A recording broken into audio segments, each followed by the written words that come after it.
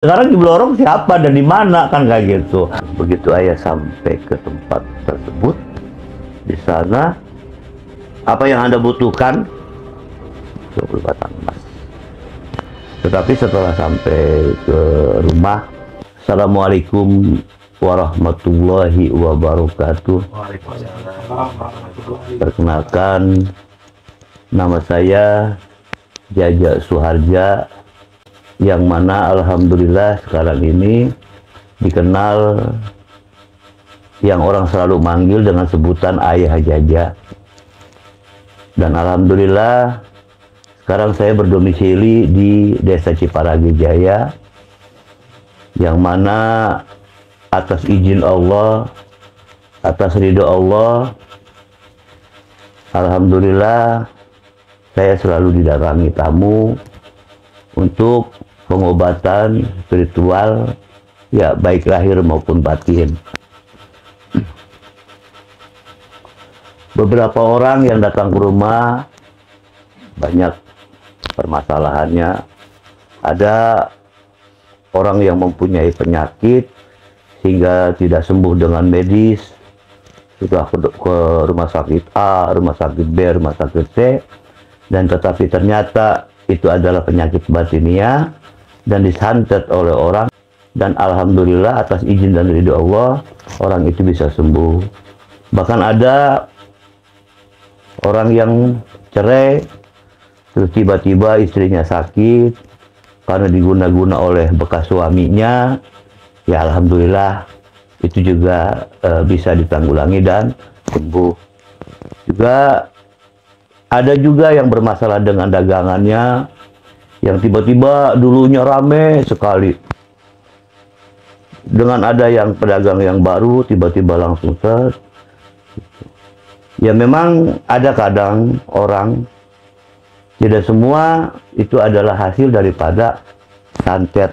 Bahkan ada juga karena perilaku kita, ucapan kita, atau apa yang kita omongin itu juga salah, itu bisa saja. Cuman yang jelas apabila kita percaya dengan adanya Allah dan kita selalu berzikir, meminta kepada Allah, insya Allah semuanya juga tidak akan pernah terjadi. Tetapi alhamdulillah yang datang ke sini dengan bermacam-macam penyakit, baik ada orang yang stroke, ada orang yang pengen dagangannya laris, ada orang yang pengen jual sawahnya cepat, ada yang pengen jual kebunnya cepat. Dan alhamdulillah walaupun saya tinggal di Desa Ciparagi, yang datang bahkan bukan di Desa Ciparagi saja, bahkan ada yang di luar desa, ada yang di luar kecamatan, bahkan ada yang di luar kabupaten, ya bahkan juga ada yang di luar provinsi. Ya mungkin karena saling bilang bahwa di sana ada, atau di sana ada yang bisa, atau kebetulan ayah memang, maaf bukan profesi, ini adalah salah satu sesuatu yang sudah ditakdirkan oleh Allah, dan Allah memberikan kemampuan kepada ayah. Dan insya Allah dengan atas izin Allah, dengan keikhlasan ayah, dengan kepercayaannya bapak atau ibu yang datang ke rumah ayah, insya Allah semuanya bisa ditanggulangi, dan insya Allah Allah akan meridhoi kita dan Allah akan mengijabah doa kita. Berarti pas nyembuhin orang yang disantet tuh bagaimana tuh Pak medianya? Medianya kalau misalkan ada orang yang datang, kebanyakannya orang itu hampir rata-rata tubuhnya lemas atau stroke atau bisa saja stres gitu kan. Jadi medianya dia sila di hadapan ayah di belakangnya, terus ayah istilahnya mendoakan dia dengan menempelkan tangan ayah, dan insya Allah apabila tangan ayah sudah ditempelkan, dalam pertengahan doa saja orang itu sudah ngejerit atau dia minta ampun atau apa, dan setelah keluar apa yang ada di badannya dia, ya alhamdulillah semuanya selesai gitu. Baik stres atau stroke atau terasa lemes atau pusing atau apa, itu banyak hal, maksudnya banyak hal dan banyak penyakit baik lahir maupun batin. Ada yang orang ngelamun terus setelah ditinggalkan bekas suaminya karena ingat terus nggak bisa move on, ya itu juga sama seperti itu medianya. Terus air, dan tetapi ada yang apabila orang itu ditempel sama jin misalnya, jin itu orang itu dikirim jin, nah dan jin itu memberikan kekuatan, kepalanya sakit misalnya, atau lehernya terasa tercekik, atau perutnya terasa sakit. Tapi setelah kita lihat, dan kadang-kadang ada permintaan jin itu untuk menggunakan media minyak kayak gitu. Dan itu pun tidak semahal yang kita bayangkan. Kenapa? Karena pengobatan dulu pun, dalam arti kata pengobatan itu para aulia, para wali, bahkan para kiai pun menggunakan media antara wewangian dengan air, tidak lebih daripada itu. Itu awal mulanya ayah bisa ngobatin orang yang kena kerasukan jin, terus pelet atau santet atau lain sebagainya. Itu awal mulanya gimana? Ya barang tentu dengan ilmu, dan ilmu itu harus dicari bahkan sampai ke ujung dunia sekalipun gitu. Nah, tetapi dalam perjalanan ya sudah barang tentu ya pernah pesantren di Banten, pernah di Cirebon juga pernah, di Purwakarta juga pernah. Ya alhamdulillah dari hasil pesantren, dan yang paling terpenting ada salah satu guru yang setiap malam mengajak ayah, wallahu alam itu dari mana asalnya, tetapi beliau selalu mendidik ayah, selalu memberi ayah, bahkan dia menyuruh sesuatu yang sepertinya anak sekarang nggak akan pernah bisa ngejalaninya. Kenapa? Karena ia sangat berat sekali. Gitu. Ayah pernah dibisikin sama guru tersebut bahwa ayah akan menjadi orang yang bisa melindungi orang lain, bisa mengobati orang lain, dengan catatan ayah harus mengamalkan bismillah dengan berjalan kaki. Maksudnya gimana tuh? Ya, ayah pernah jalan, ya kebetulan pada waktu itu ayah tinggal di Jakarta Utara, Tanjung Priuk. Gitu kan, lahir bahkan di sana karena orang tua merantau di sana. Cuman setelah rumah tangga, ayah tinggal di Ciparagi Jaya, kan punya istri orang Ciparagi Jaya.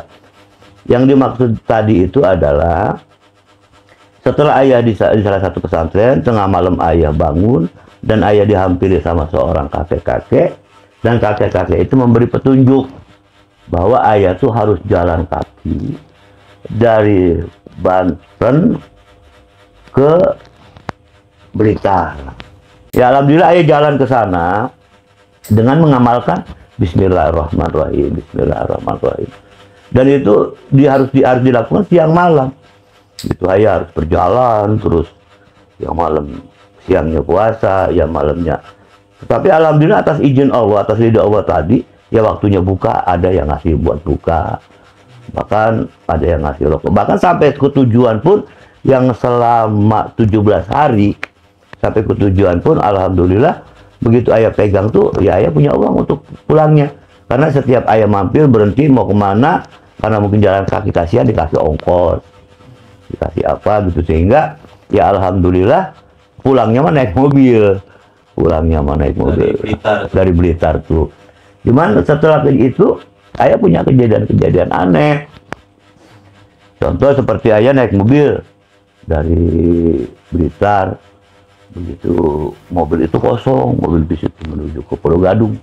Dulu kan belum ada Kampung Rambutan, belum ada, adanya Pulau Gadung. Tiba-tiba di samping ayah ada perempuan naik di Cirebon. Ya di samping ayah naik perempuan itu, karena ayah punya uang, di skala ayah jajan di mobil, kayak semacam tukang telur puyuh atau asinan atau apa, kacang dibungkusin, ayah beli, ayah kasihin ke perempuan itu, dan perempuan itu nggak ngomong A, nggak ngomong B, cuma batas geleng kepala. Terus ayah beli minuman, dikasihin kayak gitu juga gitu. Pada suatu sekitar perjalanan 1 jam kemudian, itu ada penumpang yang masuk. Ada penumpang yang masuk, begitu penumpang itu duduk di samping ayah di sini. Kata ayah, jangan, ini ada perempuan. Tapi si penumpang itu maksa aja, bahkan duduk di situ, dan ternyata yang perempuan tadi itu udah nggak ada kayak gitu. Nah, jadi hikmahnya perjalanan tadi, ya mulailah ya bisa ngelihat sesuatu yang orang lain nggak bisa ngelihat gitu. Berarti perempuan itu maksudnya bukan orang gitu ya? Ya mungkin, kemungkinan. Karena dia nggak ngejawab, cuman goyang-goyang kepala aja gitu. Jadi sekarang ini sering kejadian kalau misalkan ayah tengah malam jalan kemana ngelihat orang yang duduk di bawah pohon atau apa. Ya kadang manusiawi, ayah juga kadang-kadang punya rasa takut kayak gitu. Cuman ayah selalu minta sama Allah, silahkan saja apa yang dia ingin perlihatkan, tapi dengan catatan jangan keganggu lah kayak gitu. Maksudnya sering dilihat penampakan Itu ya kalau gitu. Sehingga kalau ada orang yang datang misalkan kena pelet atau kena santet atau diguna-guna melalui dagangan supaya nggak laku, atau mungkin karena penyakitnya dia stroke atau semacamnya, kepala sakit atau sakit pinggang atau apa, itu bahkan kalau misalnya dia kayak tercekik, itu kelihatan yang nyekik itu, alhamdulillah atas izin Allah kelihatan. Kayak orang kena santet, gue ini nggak sembuh, bahkan udah menjual sawah karena di sana ada orang pinter, menjual kebun, udah habis apa-apa, ya alhamdulillah ketemu ayah, dan ayah bisa memberikan sesuatu, dan alhamdulillah ya dengan semampunya dia, alhamdulillah bisa sembuh. Tapi maaf ayah juga bukan ria, karena memang itulah yang Allah berikan sama ayah pada saat ayah pesantren. Ya ayah punya guru. Kenapa ayah selalu mengatakan bahwa saya mengobati siapapun, apapun bentuk penyakitnya, saya selalu mengatakan ikhlas, dan saya tidak mengharapkan apa-apa, karena guru saya kalau ingin diijabah doanya, ingin mustajab doanya, kalau kita sila, hati kita mesti ikut sila. Kenapa? Kita jangan pernah meminta sesuatu yang berlebihan kepada yang kita obatin. Jadi kalau misal ada orang yang berobat ke ayah pun, ayah nggak matok tarif gitu? Enggak. Itu selama ayah ngobatin orang yang terkena gangguan kayak itu, apa yang menurut ayah paling susah itu untuk diobatin? Paling susah diobatin itu adalah penyakit hati. Kalau kayak santet gitu ya? Kalau santet, insya Allah dengan mudahnya. Penyakit kiriman itu dengan mudahnya. Kayak bertahun-tahun gitu. Yang walaupun penyakit santet itu sudah menahun, ya. Bahkan ya tadi yang ayah cerita tadi, udah habis sawah, habis kebun, habis apa gitu. Tetapi ayah meyakinkan bahwa yakin ini bakal sembuh. Kayak gitu. Bakal sembuh. Ya alhamdulillah. Nah, kalau bicara tadi yang mana ya yang paling sulit yang diobatin? Itu penyakit hati. Kenapa? Karena dari ucapan yang sombong itu juga bisa jadi penyakit. Dari perilaku kita atau kelakuan kita bisa jadi penyakit. Dari kita sirik sama orang bisa jadi penyakit. Dari kita bikin sakit hati orang juga bisa jadi penyakit. Jadi seluruh tubuh kita yang ada di badan kita, apabila kita salah menggunakannya, maka bakal jadi penyakit. Yang paling terpenting sekarang, dikala kita menyakiti hati orang lain dan orang lain itu tidak membalasnya, maka Allah bakal membalasnya dengan penyakit. Lalu penyembuhannya bagaimana ya? Kira-kira seperti itu ya pertanyaannya. Ya itu harus berubah. Harus berubah. Karena apapun bentuknya, datang ke ayah selalu minta. Kalau sembuh penyakit ini, pertama, jangan kena minuman, jangan kena wanita, jangan suka bohong sama istri. Kenapa? Karena itu bohong sama istri itu bukan pekerjaan yang enteng. Itu akan menjadi penyakit yang nggak mudah obatnya. Apalagi istrinya itu sudah sampai meninggal dunia hanya karena sakit hati sama suaminya. Sedangkan suami istri itu kan dalam arti kata bersatu bukan hanya di dunia, wal akhirat. Apabila sakit hatinya itu sampai dibawa ke sana, itu sangat sulit sekali. Orang tua sama orang tua juga sama aja. Makanya ayah pesan kepada seluruh pemuda-pemuda, sayanglah kepada orang tua. Kenapa? Karena di sana ada keramat, di sana ada sehat, di sana ada derajat, di sana ada mujizat, di sana ada karomah. Coba kalau seandainya kita sayang, nurut sama orang tua, insya Allah segala apa yang kita inginkan, baik kesehatan, baik pekerjaan, baik kekayaan, baik derajat, insya Allah semuanya itu akan kita raih. Itu kalau misal ayah ngobatin orang yang kena gawang gaib itu, apa ada dampak buruknya ke ayah? Oh jelas, jelas. Dalam arti kata konteksnya seperti ini, kalau ayah berani memindahkan jin atau genderuwo atau semacamnya yang ada di badannya sesuai apa yang dikirimkan orang-orang lain itu, dan orang itu bisa sembuh dan ayah menutupnya, itu bisa nyerang. Ya, entah ya ke ayahnya, entah dukunnya yang ngirim ke sini karena dia merasa dijegal lah. Dalam arti kata konteksnya dikala dia mengirim sesuatu kepada orang tersebut itu bisa ayah sembuhkan, nah dia nggak terima gitu. Bahkan dia ngajarnya ke orang yang itu, makanya ya ayah juga siap sedia kayak gitu. Ya banyak hal kayak gini, misalnya tiba-tiba ayah mengobati seseorang yang stres lah. Misalnya tiba-tiba stresnya orang tersebut, gila perempuan orang tersebut, tergila-gila karena dengan laki-laki itu, sehingga disantet dengan kiriman penyakit stres tadi gitu. Setelah ayah bisa sembuhkan orang tersebut, nah orang tersebut bisa, orang yang nyantet itu kan bisa lihat bahwa orang itu sudah sembuh gitu kan. Akhirnya dia bilang ke sana, Pak Dukun, misalkan Pak Dukun, ini orang yang saya santet udah sembuh gitu sekarang. Nah terus ya biasanya kalau dia kirim santetnya itu misalkan dengan nomor 5, kemungkinan tidak pakai nomor 5 lagi, pakai nomor yang sekian, kayak 7 lah atau 8 misalnya. Dan tapi tiba-tiba tidak kena karena ayah sudah tutup. Ya. Dia nyerang ke ayah dengan misalkan tengah malam ada suara-suara apa, atau ayah terasa menggigil, atau ayah kerasa meriang, atau apa. Dan itu buat ayah meriang itu rutin. Kenapa? Karena sering terjadi kalau habis ngobatin orang itu hampir rata-rata 2-3 hari atau 2-3 hari atau 1 hari itu. Bahkan kadang-kadang pada waktu pengobatannya itu pun setelah selesai, kadang-kadang ayah sudah pingsan, meriang kayak gitu apa. Itu udah risiko. Tetapi ayah yakin dikala ayah tadi mengobati dengan penuh keikhlasan, insya Allah Allah juga akan ijabah dan Allah juga akan menjaga kita. Kadang-kadang orang kalau punya hati syirik, punya hati niat tidak baik, itu nggak pernah puas. Jangankan hanya sekedar uang 100, 200 ribu, 1 juta, 2 juta, bahkan ratusan juta sekalipun, orang siap membeli nyawa orang tersebut walaupun dengan keadaan yang susah. Dan yang dimaksud di sini adalah beli motor tidak mampu, tapi untuk membayar sakit hatinya dia mampu. Gitu, kadang-kadang. Makanya kita ya harus pandai-pandai lah. Kenapa? Karena sedalam-dalamnya lautan masih kita bisa selami, tapi kan hati manusia kita nggak bisa tahu. Kalau menurut ayah sendiri, uang gaib itu ada nggak ya? Uang gaib.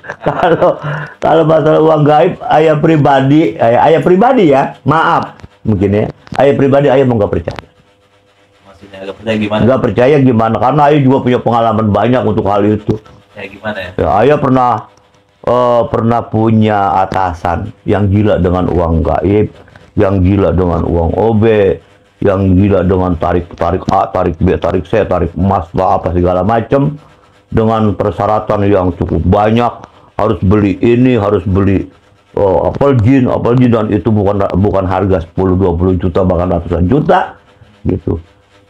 Itu hartanya yang begitu banyak habis karena mencari uang goib, mencari uang OB, terus segala semacam kayak marmer, kayak pedang, kayak apa segala macam. Ya, itu perjalanan ayah bukan 1 tahun 2 tahun. Itu perjalanan ayah lama. Alhamdulillah dari perjalanan lama tadi sehingga uangnya habis sama satu pun nggak ada yang bukti. Nah, gitu. Bahkan ayah pernah menemui seseorang yang nggak perlu kita sebut namanya, tapi dari wilayah Banten. Gitu. Begitu ayah sampai ke tempat tersebut, di sana apa yang Anda butuhkan, Mas. Terus kalau syaratnya harus ada ini, ada oh siap. Gitu. Dibayar dengan ini oh siap. Segala persyaratan dan pembayaran dilunasi dan jadilah emas. Sekitar ada jumlahnya sekitar 20 batang emas. 20 batang emas. 20 batang emas. Dalam perjalanan pulang semuanya udah tersenyum dan tertawa-tawa bahwa kalau ini kita jual kita mendapatkan uang sekian, yang satu mau jadi pengen A, yang satu pengen B, yang satu pengen C, karena yang satunya lagi pengen D. Jadi semuanya punya keinginan. Tetapi setelah sampai ke rumah dan pada waktu itu ayah hanya sekedar membawa kendaraannya, tetapi selalu mendengarkan. Terus bahkan sampai penjualan pun negosiasi penjualan bahwa ada barangnya sekian puluh batang dibawa ke sana, dan begitu dites ternyata cuman kuningan sari. Kuningan sari. Apa? Kuningan sari itu ya berupa emas, seperti emas mirip, cuman kuningan sari. Iya, kuningan sari. Berarti apa palsu gitu ya? Palsu. Jadi yang jelas dalam perjalanan ayah yang ayah ikutin itu dengan uang yang banyak, masya Allah. Ya mungkin ayah mah dulu pernah ngelihat uangnya juga, itu sampai dia punya sampai habis, itu sampai habis. Makanya ayah berpesan kepada siapapun, ayah pribadi ya mohon maaf, jangan percaya dengan adanya uang goib atau batang yang narik dari goib atau batang emas yang narik dari goib atau apapun bentuknya itu yang menyangkut goib itu. Yang jelas kalau kita ingin menjadi orang yang kaya, kita harus mendapatkan ridho Allah. Dan kalau kita ingin mendapatkan ridho Allah, kita harus mendapatkan ridho kedua orang tua kita. Kalau kita sudah mendapatkan ridho kedua orang tua kita, maka kita akan mendapatkan ridho Allah. Kalau kita sudah mendapatkan ridho Allah, kita akan mendapatkan syafaat dari Kanjeng Nabi. Kalau sudah mendapatkan syafaat dari Kanjeng Nabi, kita akan mendapatkan barokah dari para aulia, syuhada, sholihin, para wali, bahkan insya Allah wasilahnya Sultannya Allah Syekh Abdul Qadir Al-Jailani. Insya Allah di sana ada keberkahan. Kenapa? Kalau orang yang rezeki yang berkah itu sedikit cukup, banyak ada sisanya. Tetapi di kala rezeki yang tidak berkah, sedikit kurang, banyak juga nggak bakalan cukup. Berarti kalau kayak orang yang misal dikasih uang sama Nyi Blorong, itu menurut ayah gimana tuh ya? Sekarang Nyi Blorong siapa dan di mana kan kayak gitu. Kalau orang berkata bahwa Nyi Blorong itu di lautan, ya ada atau tidak yang mempertanggungjawabkan bahwa orang itu tahu, gitu. Dan kalaupun ada Nyi Blorong betul, ya tidak akan seperti itu, gitu. Kenapa? Orang dengan dikenalnya Nyi Blorong, sejarahnya pun mungkin ayah juga sama-sama ya. Cuman ada sejarah, inilah itulah apa segala macam. Ya nggak mungkin toh menyesatkan umatnya Kanjeng Nabi atau menyesatkan umatnya atau menyesatkan kita semua yang ada di alam dunia ini. Sebenarnya maaf, penyesatan itu keluarnya bukan dari hal-hal yang seperti itu, tapi penyesatan itu keluarnya dari diri kita sendiri. Karena kita dengan sakit hati, dengan utang yang banyak, dengan merasa biasanya timbulnya sama orang-orang yang mudah sirik sama orang, ingin mendapatkan kekayaan yang jauh lebih cepat kayak gitu dengan melalui muja misalnya apa segala macam. Berarti mutlak bahwa penyesatan itu bukan dari sesuatu yang cerita ini, legenda ini, yang jelas kadang-kadang diri kita sendiri yang bisa membuat penyesatan.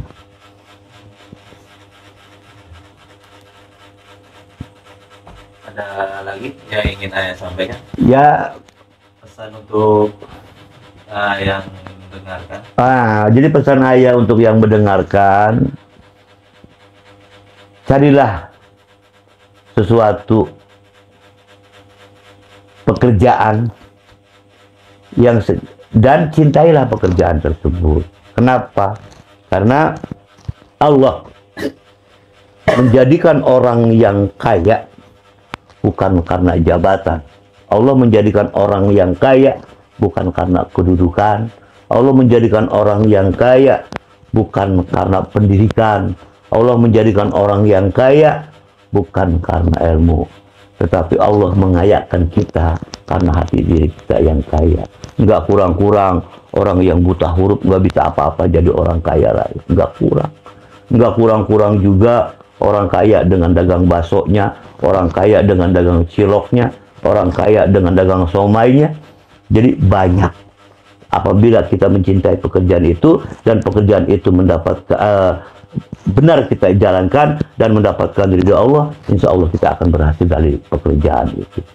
Bahkan termasuk ayah sendiri, ayah sendiri. Kalau ayah keluar dari apa yang dikatakan guru, bahwa guru mengatakan bahwa kalau kamu mau sila, hati kamu juga harus ikut sila.